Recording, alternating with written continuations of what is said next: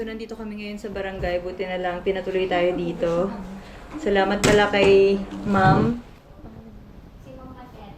Salamat kay Ma'am Matet kasi siya yung nag-accommodate sa amin ngayon at nag-a-assist. Maraming salamat po.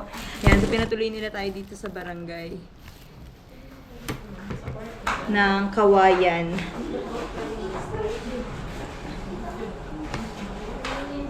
Ayan, so nagluluto na ako para at least makakain na kami para makapahinga na rin kami ng maaga.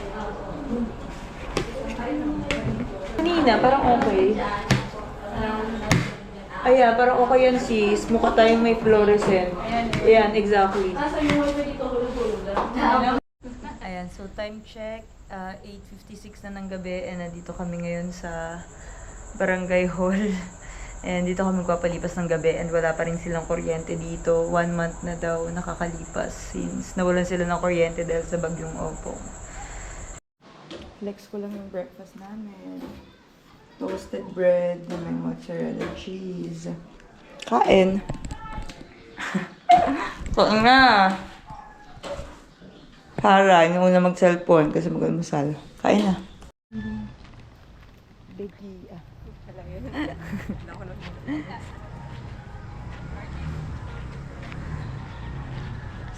ayun, hindi ba yun?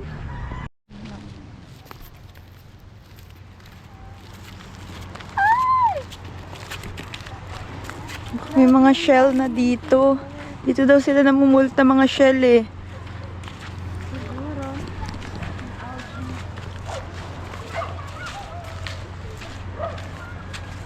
Ang haba! Grabe, amazing. Saan may shells? May shells daw. Saan mga shells, be?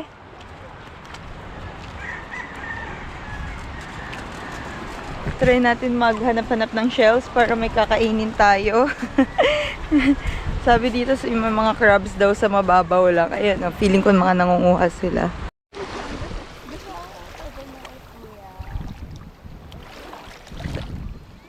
Sama kami. Kuya na tangle. Ganyan pa din yung ano yan.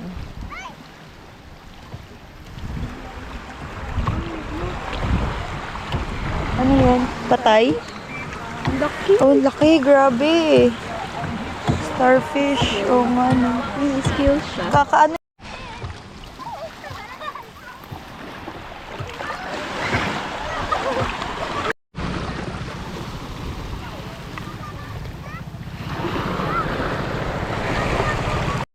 Ayan, starfish daw siya sabi niya. Galing mo. Ah, oo nga. Wow, ang dami nila. Yung ba yung kanina? Ay, oo nga no. Ang galing.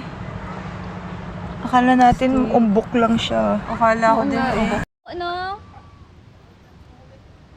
Alo, dapat sumama tayo. And si Bobby yung sumalubong sa amin kagabi na biker din. And kakagaling niya lang ng dagat. Tignan natin kung anong huli niya. Pala shells. Oh, mga doon, shells. Diyan. Sabi Nice. Patingin. Ano to? Medyo malabo kasi. Hindi Ayan. matamis yun sa bawal. Wow. Anong tawag po dito sa shell na to? Bungkawil. Bongkawil. Oh. Masarap sa... Grabe guys. Yung ganito kalalaki nasa basurahan lang oh. Kita nyo. Wala. Nasa basurahan lang nila. Kinuha lang nila siguro yung laman na pangkain, no? Sarap siguro niya. Minsan kasi iniihaw lang yan. Did masaba, Sherby. Ang ganda. Ang lalaki ng shell. May mas Super lalaki ng mga shell dito sa Kawayan. Dumaan ako sa bahay. Hi, good morning. Yan, kasama natin si Bobby. Isa siya sa mga bikers dito sa Kawayan. And papunta tayo ng palengke. Isa sa pinakasikat na tawag dyan, seafood market. One of the biggest seafood market sa buong Pilipinas. Dito sa Kawayan mo matatagpuan. And pupunta tayo doon. Kayo din yan. Ayan, sumakay ulit kami ng barge na magbabayad ka lang ng 5 pesos papunta dun sa kabila since medyo malalim yung tubig dito. Ayan o. Vlogger nga rin mo yan. Oo. Siya, ito na yung nauban sa... Oo, ito ng bike kami gamit. Oo, po to. Oo. Sige, ito kung paano siya uban. Paano siya... Amo na gamit. Jackie. Napili ka na? Oo, kaso hindi pwede. Alin? Alin? Hilig ako sa ganito. Magkano po dito? 300. 300 kilo? Opo. Ilang piraso po kaya yun? Daghan ang gagmay.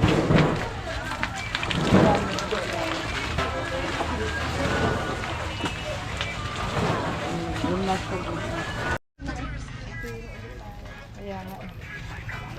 Bil tayong tuyo. Oo nga, bil tayo ng tuyo pang ano, ulam. Sarap ang tuyo. Magkano kilo nito, Nay? Kana, 140. Ba't magkaiba presyo saan? Yan, tawilis yan oh, yung malapad. Tawilis, marami rin pala tawilis dito.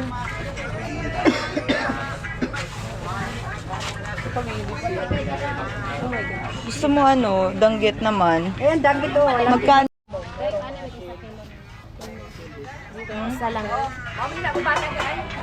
Kasi bukas pa yung bagsakan. Shell na ano din? Na fried? Talaga. Ah, fresh. Diyan lang yun.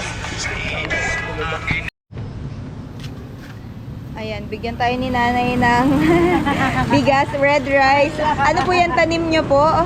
Hindi po, ano. Hindi sa ano, yung may ano kami doon.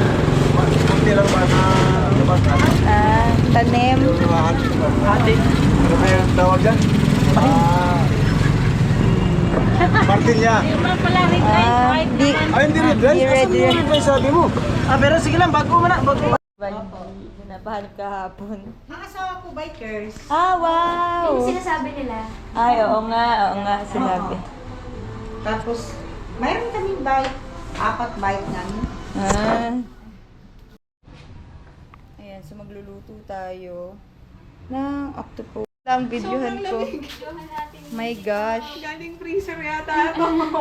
Ayan, so dumating si ate na secretary ng barangay. Pinabibigay po ni Kapitan. Kapitan. Pinadalhan kami ng napakaraming hipon. Grabe, parang lagpas yata 1 kilo yan. Grabe. Thank you po. Grabe. So, ganyan ka generous yung mga tao dito sa Kawayan. Barangay. Sa barangay, Degia, Kawayan. Grabe, paano natin yan kakainin? OMG. Sarap yan i-butter dyan. Butter. Yun Shrimp. yan naisip ko eh. Kasi wala tayong butter. Mas maganda yung maraming kinain ninyong ganito. Kasi healthy to sa lawas. Yes. Katawan. Diba? Bakit ganun? Mabait na yung kapitan. Uy, grabe. Ang asawa. Iwan, di sasama. Kasi Shabat niya ngayon eh. Ayan na, so kasama natin ang CM.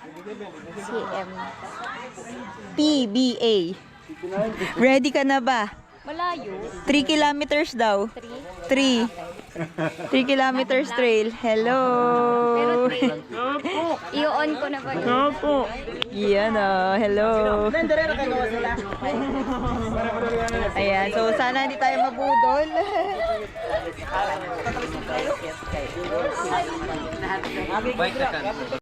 Na parang ang bigat ng katawan ko kanina at hindi nakahon.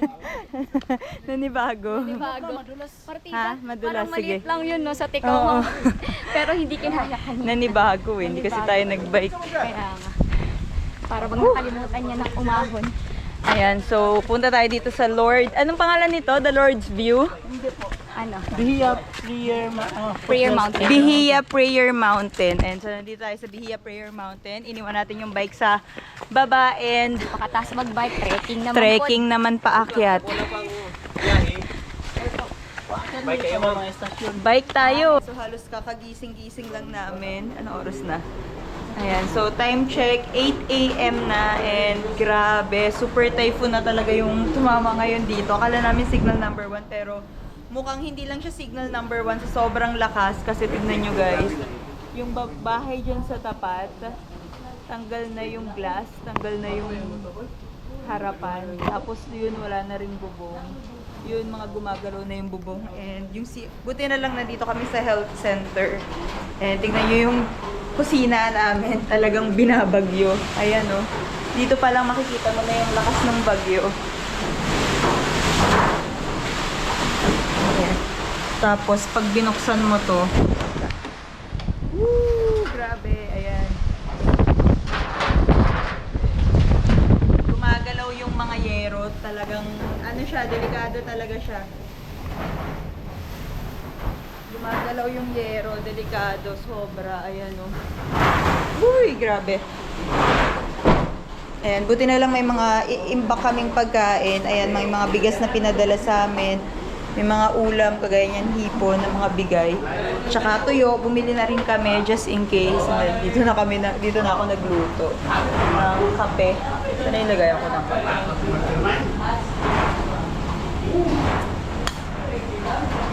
Lang nandito.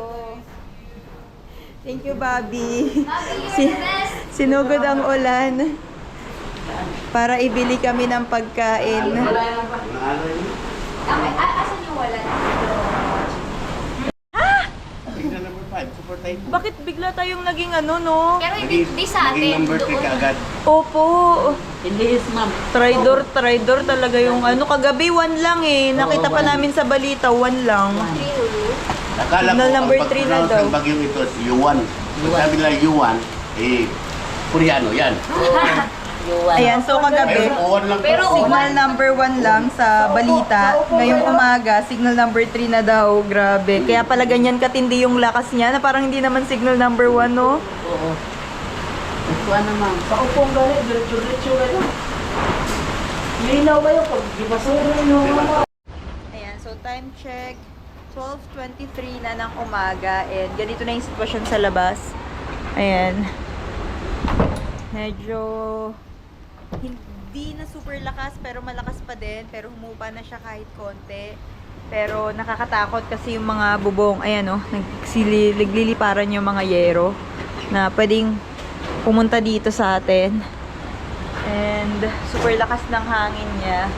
Signal number 3 daw sa mga oras na to ngayon dito. Kaya hindi talaga siya safe na lumabas. So, stranded tayo dito. So, pang ilang second day na lang natin dito. Ayan, buti na lang katabi lang natin yung barangay hall. And then, bato naman tong tinitira natin. Kaya safe na safe tayo dito. Ayan na nga. At nakita namin silang may dalang mga buko. Ayan, so kain tayo ng buko. Pinagbalat tayo ng buko. Pinagbukas. Nagbukas. Grabe naman magbalat. Grabe naman magbalat ka. Grabe. Kaya, Tara mo na. Tara mo na. may lingaw. Kaya ba ah? Salam. Dito boy ay, sa sako nga bro boy. Wala, wala yung datok. Luwa ang bandit siya. Sarap. Diba, lupa. Tapos ko na mo, ba't hindi ako yung tapos balik? Sarap. O niya na, okay. Ay, huwag magaling. Kumanda na i-report ka tanan. Sige lang ito. Murag kita. Wala man. Door? Okay. Yan lamig ko na doon. Tama ito mo kayo ng door. Grabe, sarap ng buko. Tamis. Tamis. Ang sorry dito. So, ito daw yung mga nalaglag na buko. Sobrang lain. Nili na namin.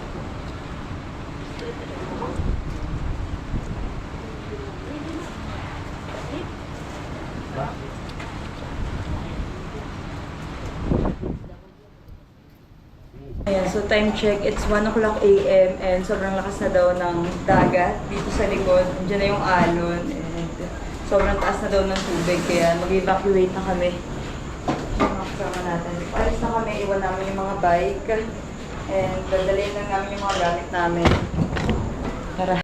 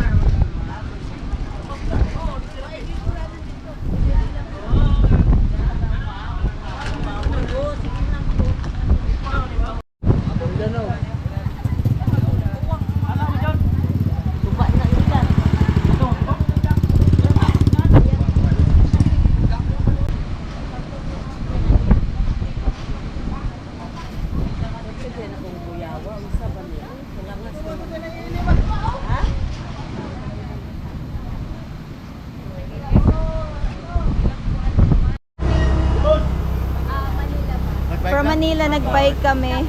Wala sila. Yan, mga Philippine Looper. Sila Manila pa. Philippine Looper. Kaya magpapilipin sila sa mga bata ron. Timing man Sa Kawayan, dito po. timing man inyong bagyo. Oo nga po eh. Gani nag-assessment damage. Stranded tuloy kami. Assessment damage sa pagkakang sa bagyo. So diretso mo bantayan? Dapat po, pero since stranded kami, babalik na po kami ng city bukas po. Actually, sa ngayon, still signal number 1 pa. Hopefully, this coming 11, sa 11, baka zero signal na. Kasi po, wala naman. Wala na, Dok, no? Akong MDR, ang barangay captain dito. Akong MIO, akong chief of Bureau of Fire. Wow. Nag-conduct me of damage 1. Damage assessment. Opo. Typhoon 1. Magka-picture tayo. Yun yung makita ninyo, dapat makita ninyo dyan, ano pa, nag-zero.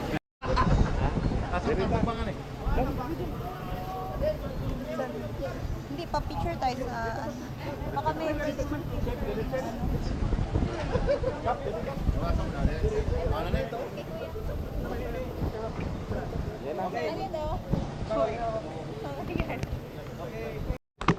Nag-alarm lang daw yan. Ma'am, baka maiwan yung ano nyo gamit. Ay, opo.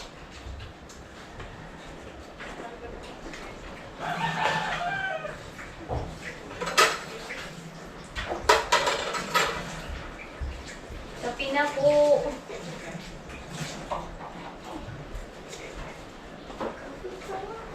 Namimiss namin yung kape niyo, mother. Opo. Maxwell. Maxwell House. Sakto talaga na dito kami napunta, Ma'am Shi. At ang mga kasama namin, ma-RTN sa kape. Hindi kayo Hindi mga... nagki-3 in 1. Hindi pa dahil kayo mga pinangatri. Opo, okay yan.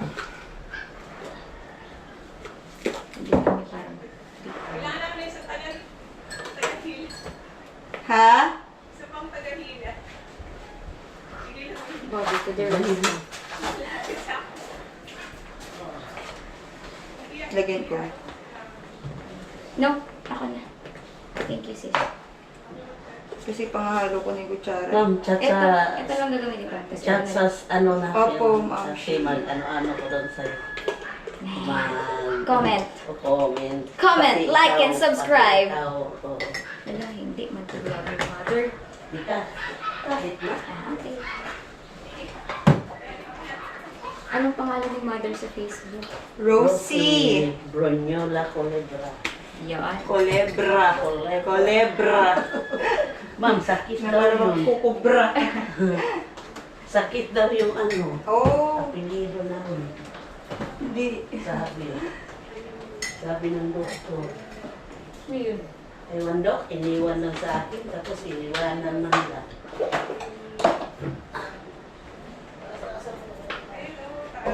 Colebra. Ayan, so pinagluto tayo ng breakfast ni mother. Grabe. Ang ulam nila.